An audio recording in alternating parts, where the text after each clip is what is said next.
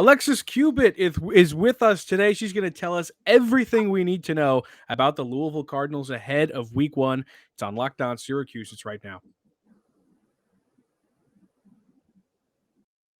Locked On Syracuse, your daily podcast on the Syracuse Orange, part of the Locked On Podcast Network, your team every day.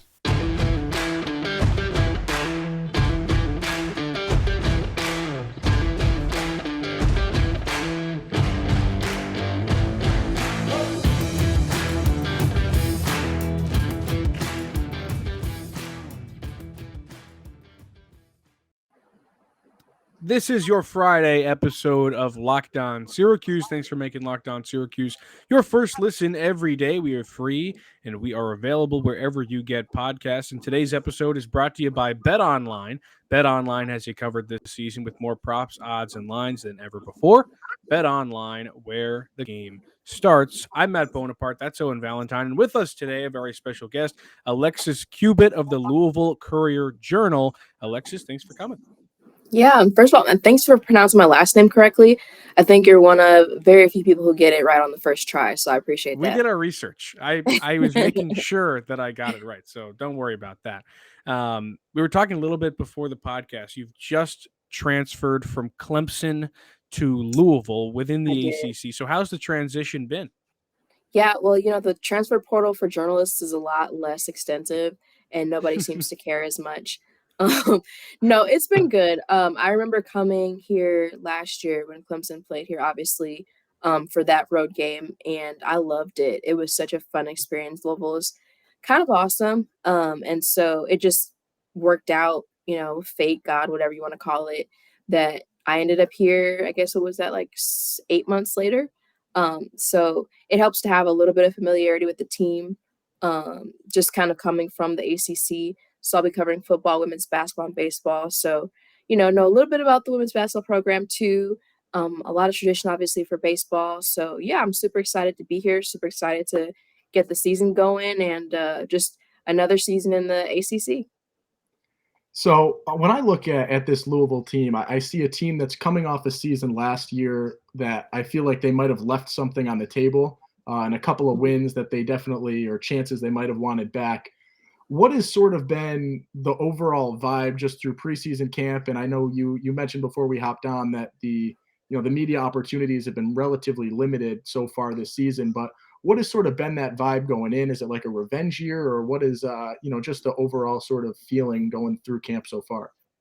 Yeah, so one of the things this summer is they all had like shirts that said finish on the back, or, just different things up around the facility that said like finish, or, just different things to motivate them because, yeah, I mean, they had a lot of close games. You look at, when Clemson came to town and they had that goal line stand, you look at, Wake winning on that field goal, Virginia, another game that really slipped away from them. So you're talking about 3 games that could be the difference in a 6 and 7 year as opposed to, what would that be? Like 9. Whatever. And yeah, 9 and 3, I'm 9 not. and 4. I'm a writer, not math. Not a mathematician. But yes, I mean, you're talking about the difference between a winning season and going into a bowl game with some confidence, as opposed to, going into a bowl game with the 6-6 record. You lose that. Now you have your second straight losing season. So yeah, I think that was a big thing, but not to make excuses, but they did have injuries at some key places. And then just dealing with COVID. Everybody was dealing with COVID. So, there was that. But yeah, I think this year they're coming out a lot more determined. They use the transfer portal a lot, particularly in the secondary. So it'll be interesting to see how that works. They lost some guys to the transfer portal at receiver, picked up 2 more pretty good grabs. So, yeah, and then the guys that were injured are healthy and back now. So I think they're very much just ready to get the season going to see how everything's going to come together. They have, 2 new coordinators, one co-defensive coordinator in Wes McGriff, who has SEC and NFL experience. Lance Taylor, the new offensive coordinator, who is coming from Notre Dame, was under that Brian Kelly tree. So, yeah, I mean, I think there's a lot of excitement, but still a lot of kind of mystery and questions with this team, just because I think they're just ready to see how everything will come together with all of the changes that were made during the offseason. There was a picture I saw on Twitter recently of what I believe was Malik Cunningham's locker or something that had the printed out tweet from Griffin Gonzalez, I think, from Michael's quote from the ACC. There's a lot of twists and turns here. Michael Jones, the linebacker for Syracuse, said at the ACC kickoff, I was there, he said, someone asked, how big of a challenge is Louisville week 1? He said, I don't really see it as a challenge. Which is the part that got clipped. And then he also went on to say that it's more of an opportunity, which nobody cares about, apparently. Malik Cunningham's got this up. This is his dartboard material. What could you say on that? Yeah, so that was actually funny. So Michael, I think, said something about Louisville as a team and then Malik specifically. And so Malik, I guess, yeah, right after maybe it might have been later that day or the next day, his IG story, he posted, it looks like a cubicle. Yeah, it didn't I'm really not look like a locker. It looked kind of weird. Yeah, I'm not sure where he posted that. But he just, has the tweet out and says like 43 days underneath and posted on his Instagram story. I'm just like, oh, this is gonna be fun. So yeah, no, not sure. We didn't get a chance to talk to Malik this week, but not sure if he still has that or not. I just found Definitely it. will be. Here it is. Yeah. Yep. Very weird. Yeah. Anyway. With a little emoji too, Yeah. like it's real when He you have means the emoji. business. Yeah, like the emoji just kind of like takes it to the next level. Yeah. So yeah, no, but it'll be definitely be interesting to see that matchup. And I mean, here's the thing though, we talk about Michael making the comment, but it's not like he's a slouch player. You know what I mean? Like this is not just some like third stringer. Like Michael is good too. So I think this is not going to be one where you just see that quote and it's like, okay, like what's he talking about? It's like, okay, challenge accepted. So yeah, no, stuff like that just adds to the fun of, all of this. I'm going to be sitting there watching and I'm super excited for it.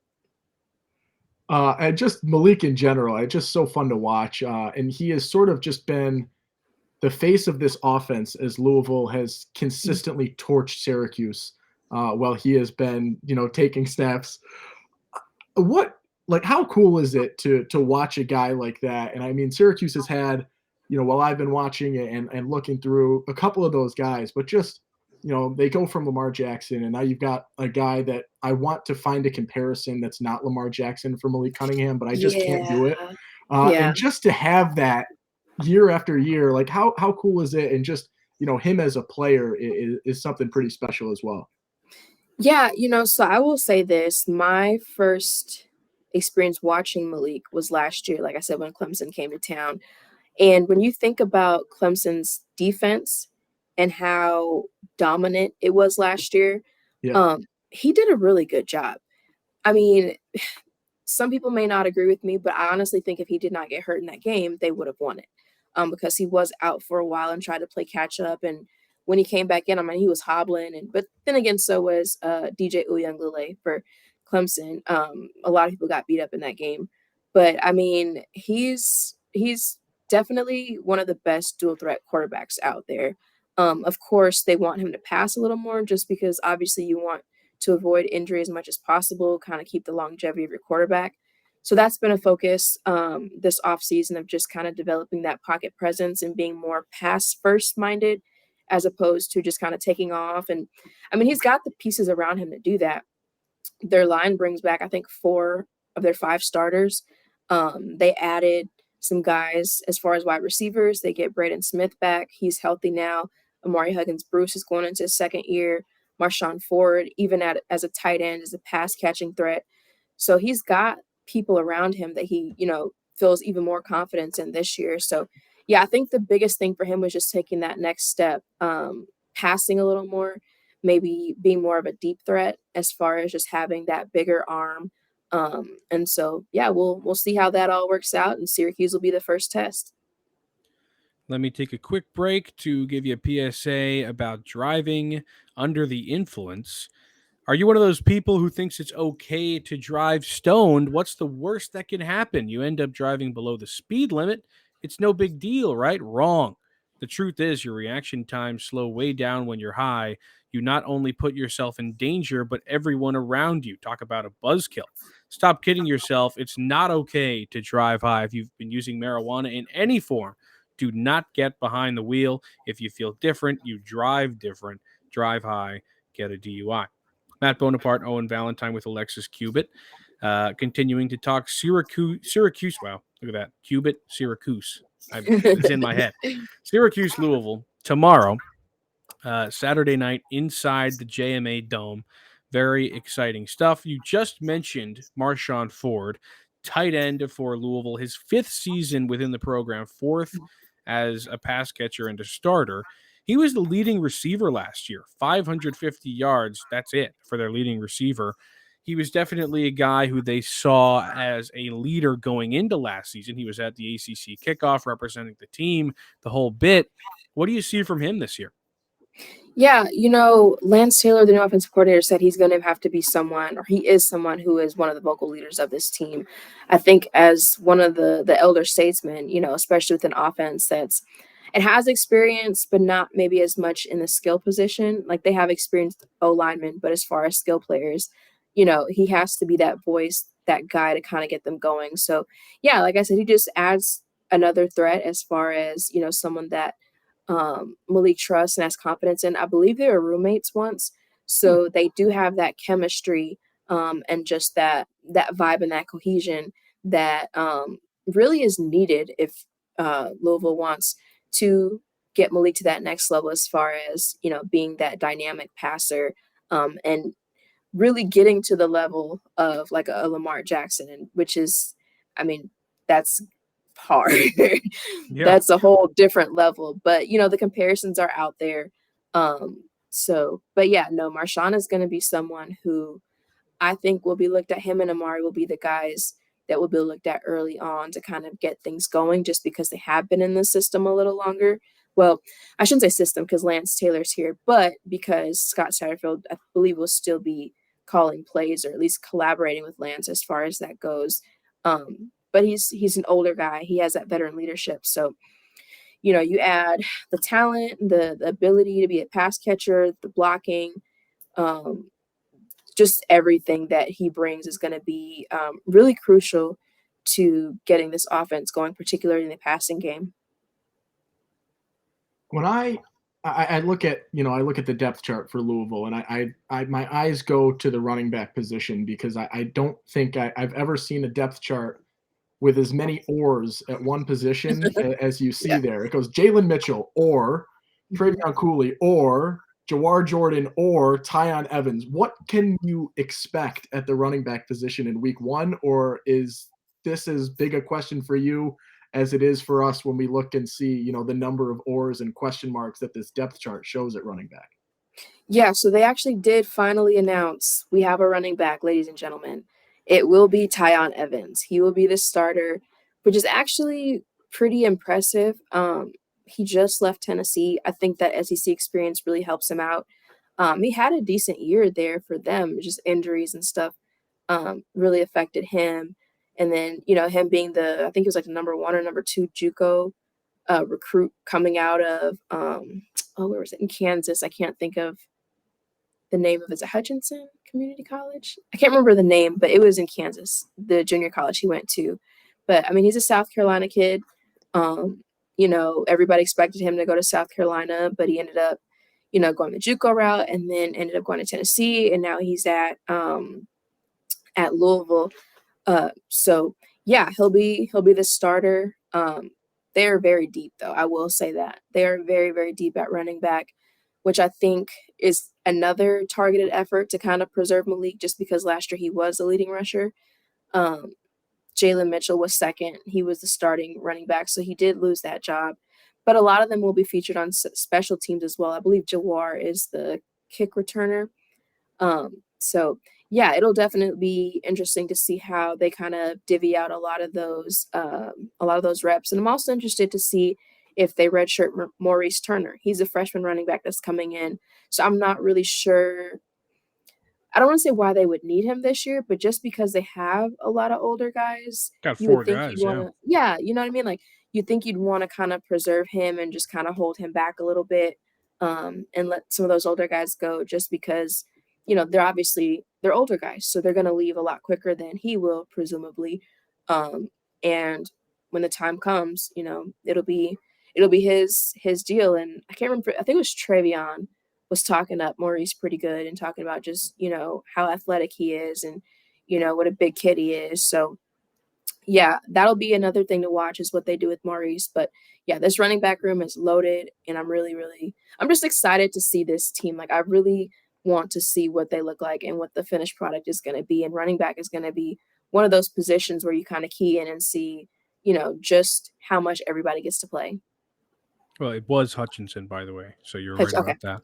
I just thought I should let you know. But we are talking about the rushing attack for Louisville. Jawar Jordan, a memorable name for us that rings a bell. Syracuse revenge game for him. But a running back and a rushing quarterback's only really as good as its offensive line, right? And Louisville has 4 returning offensive linemen plus Mhm. a center transfer from Virginia Tech. How big is it that they're going to have all those guys back? Yeah, no, it's huge. I mean, you talk about the battle in the trenches, and you've got guys who are battle tested. Then you have, Caleb Chandler, who is winning like all of the awards on all of the watch team lists for an O lineman, preseason All American, for AP. So they're definitely excited about this. They do have a new coach in Nick Cardwell, who inherited pretty good situation with just the amount of experience. They that was, I believe, other than of course quarterback, the one position or position group rather that really there were no questions about just because they did have so much continuity. These are, older guys who have a lot of experience, who know what it's like to play in front of Malik, who know, what to expect or what is expected of them. So even like with Brian Hudson, who's gonna, take center, um, they they're just older, you know what I mean?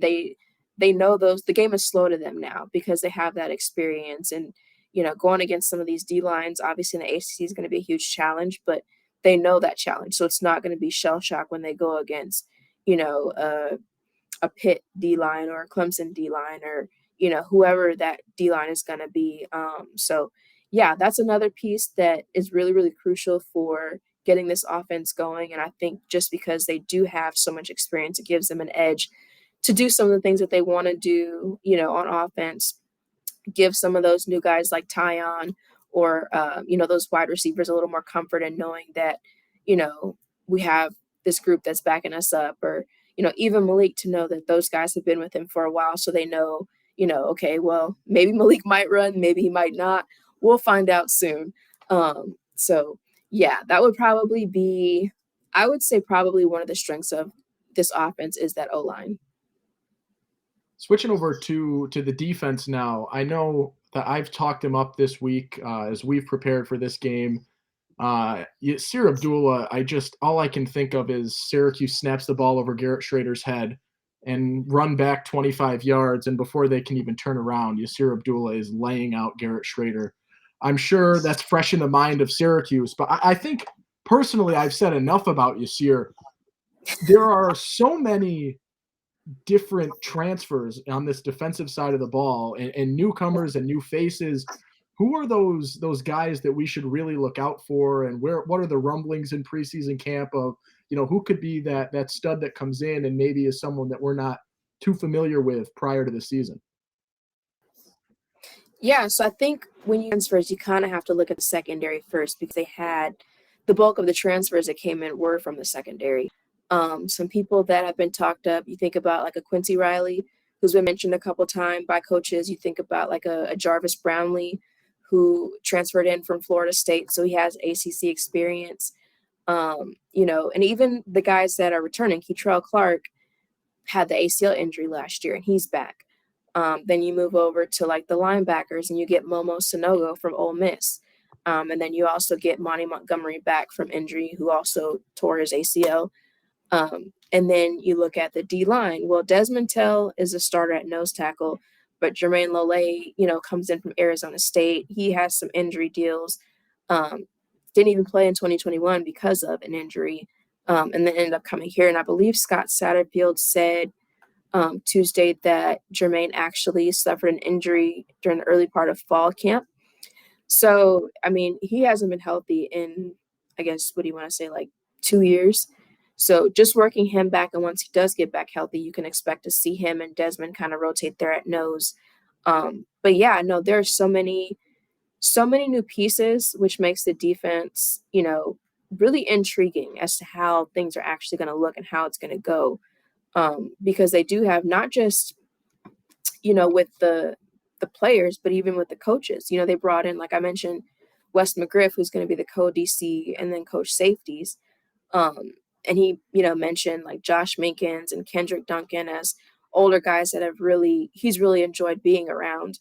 So it'll be very interesting to see just how much they can put things together, and what some of those pieces will look like. Obviously, Momo is going to be one that people will talk about just because, like I said, he has that SEC experience, and then also he was good at the SEC level. He's one of their captains. I mean, that just speaks to his character, the fact that he's been here all of 8-9 months, and they elected him as a captain. But he's definitely been talked up a lot. They're excited to get Monty back. Same with Trey Clark. So I believe you'll see them take a step in the right direction this season, because last year, they fell quite a bit from defenses that they had even the year before that. So it'll definitely be a test, obviously, when you think about, Sean Tucker and how Louisville's D-line, and even, like you mentioned, people like Yasir are going to have to defend that. And then Garrett, who's also a dual threat guy that, can take off. So will definitely be interesting for that defense to get this test right away, and then have to go on the road 6 days later to Orlando and play a UCF team. So you're going to really have to rely on some of those older guys like Monty, like Trey, even like Momo, even though he's new, to just keep people focused, keep them together, and make sure they're on their P's and Q's, and kind of avoid maybe some of those early penalties that are normal, for this early in the season. But for them and the way that they want things to go, having to start with an ACC game right away, like, you're going to want to be mid-season form right now. So I think that's going to be very crucial. So in 2018, Louisville goes 2-10. Satterfield shows up in 19. They go 8-5, and then following that, he hasn't hit that mark again. What kind of year is this for him? Year 4, I don't know necessarily that he's on the hot seat, but seat's getting warm. Yeah, that's been brought up quite a bit, obviously, because when you come in and you have, a season like that, especially after what Louisville experienced the year before, like you mentioned, well, first of all, can we talk about that for a second? Because 2018 was the last time that these two teams played in Syracuse. Yeah, we were saying that before. Yeah. Malik Cunningham has a concussion pretty early on. He talked about that during kickoff. And then 2 days later, Bobby Petrino is fired. And like half of the staff is fired with him, which apparently all of, 3 or 4 of the staff members are related to him. Really? So that was kind of interesting. I was reading about that, the other day, doing some research. So not necessarily the greatest memories to look back on if you're a Louisville fan, when you think about, going to the Dome and playing in the last 4 years. If you look a little bit further, you'll remember Lamar Jackson just hurdling the entire defense. So it was truly the best of times and the worst of times. There you go. So it depends on how you want to look at it for a Louisville fan. Maybe this is the other one. So let's see, a good, bad. So maybe this is a good turn now. Or the ugly. Could be.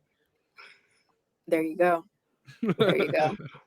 What has been sort of the thoughts and concerns from Louisville's camp, sort of opening up with Syracuse, and also opening up with an ACC opponent? Because I know that has been the talk of the town in Central New York of how important it is, this specific week 1 to open up with an ACC team, and in your case, and for Louisville's case, have it be on the road as well. Yeah, and I think that's huge, because someone asked Satterfield about that. He's like, I don't make the schedule, I just go by it. And that's fair. But, I mean, obviously no one wants to start with an ACC opponent, right away, especially how do I say this nicely? Especially one that may not be one that you write in automatically as a win. Um, yeah, there are some That's schools. hilarious. I mean, let's be honest. There are some schools where you're just like, got that. This is not necessarily the case for Louisville or Syracuse. So I think when you do start out with, like I said, a non-cupcake and a non-cupcake in your conference, it does change the vibe of things, and it does create a sense of immediacy and urgency. But again, I think that's where that senior leadership, or not senior, but like veteran leadership is going to come in handy, because they need to get in the right mindset right away and not, take a play off, because as we saw last year, one play is literally the difference in a game. You only need 1 point to win. And Virginia did that last year. You only need one thing to go right. Clemson and Wake Forest had that happen for them against Louisville last year. So I think, obviously, that whole rear view mentality is a thing. But at the same time, you don't want to be doomed to repeat history when history has not been on your side that way. So I think you will see a different intensity this year with them in that first game than maybe even last year, when they opened the season against Ole Miss. Last one for you. What does Syracuse need to exploit on Saturday to get a win? Let's see. Well, we talked about the line. I think it's going to come down to those lines. I think if Syracuse can get the better of Louisville's offensive line, I think you kind of disrupt some things, maybe create, just a sense of panic, maybe a little bit. Malik's gonna get his. Like, let's just be honest. He's gonna do what he does. But I think if you maybe exploit some of those newer players, like, even though, like I said, Tyon is experienced, maybe kind of exploit the fact that he hasn't been here as long as maybe some of the other guys. You can kind of exploit that, or maybe, some of those new receivers kind of, try to lock them up some, so they have to, or Malik feels like he has to run, take advantage of something like that. But yeah, it'll definitely be one of those ones that I think is going to be a close game, and definitely an opportunity for someone to really start out with some good momentum once it's all said and done. Alexis Cubit of the Louisville Courier Journal, thanks for being with us today. We appreciate it. Thanks, guys. And go get more on the Ultimate Football Preview 2022. It's an 8-episode extravaganza to get you ready for the NFL season. Lee Sterling of Locked On Bets is going to be there. Everybody is going to be there. Go get it on your Odyssey app, YouTube, or wherever you get your podcast. Owen and I back on Monday to recap the weekend. We'll see you then.